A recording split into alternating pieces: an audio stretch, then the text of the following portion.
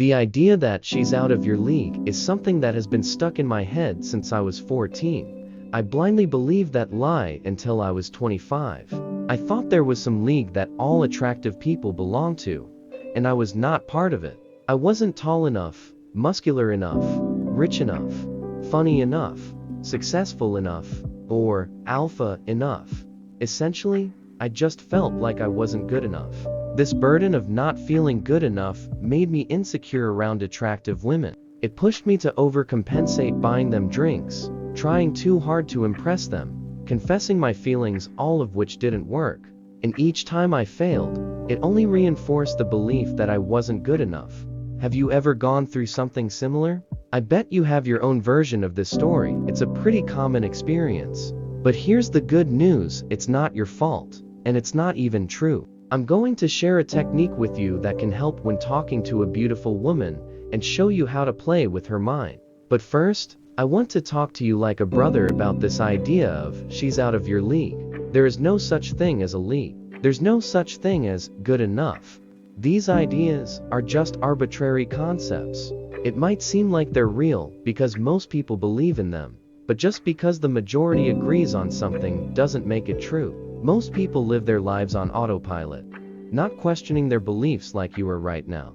They're just following the crowd. And if you look at the major areas of life, happiness, health, money, relationships, you'll notice that the majority often gets it wrong. Most people are always complaining, have no clear goals, are unhealthy, broke, and stuck in dysfunctional relationships. They're experts in finding reasons to be miserable. So why would you want to think like the majority? You wouldn't, right? You want to stay far away from their mindset. How does labeling a woman a 10 affect your confidence? Does it change the way you act around her? When you talk to a woman you see as a 10, are you really connecting with her as a person? Or does it feel like she's somehow above you? Here's something I wish I had been told years ago. If you put a girl on a pedestal, you'll always see yourself beneath her, and she'll have no choice but to look down on you. That makes sense, right? Now, not saying a woman's looks don't matter, obviously. Some women are more physically attractive than others. You're not going to see a beautiful woman and not feel something. That's natural. But the point is this: appreciate a beautiful woman, but don't bow down to her. Don't put yourself beneath her in the eyes and meet her energy. Don't elevate her or anyone else above yourself. Whatever you believe about yourself will eventually come true. If you see yourself as beneath the women you're attracted to, then that's where you'll stay. But you have the choice to view yourself differently. Have you ever realized that you can choose how you see yourself? You don't have to stick with your default settings. You're in control here. And if there are other ways to look at yourself and women, why would you choose the one that makes you feel bad?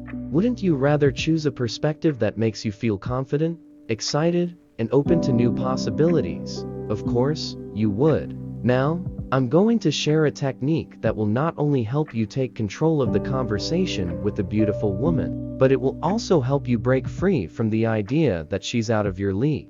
Let's say you've just met a girl, and after a few minutes of talking, things are going well. She's smiling, being friendly, asking questions, and enjoying your company. At this point, most guys think, okay, this is going well, I'll just keep doing what I'm doing. But after a few more minutes, she gets bored and leaves, or she gives you her number but never responds when you text her. Sometimes she might talk to you for hours, making you think she's interested, only to say later, let's just be friends. The takeaway is simple: give her your approval, and then take it away at key moments.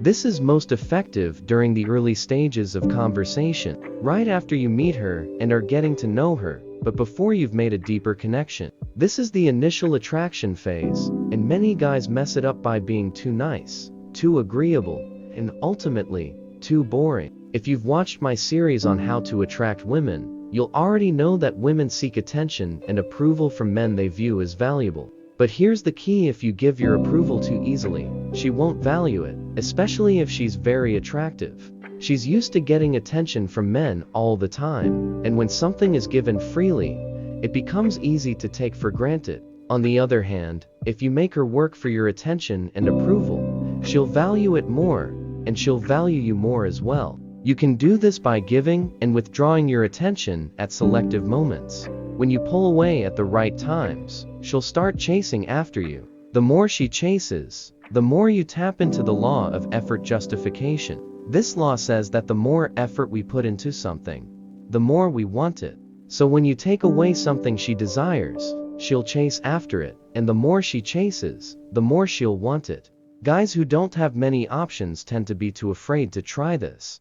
They stick to being nice and agreeable, fearing that if they pull away, they'll lose her attention. If they do try the takeaway, they don't fully commit, so the girl doesn't take it seriously. This hesitation comes from thoughts like, what if I make her mad?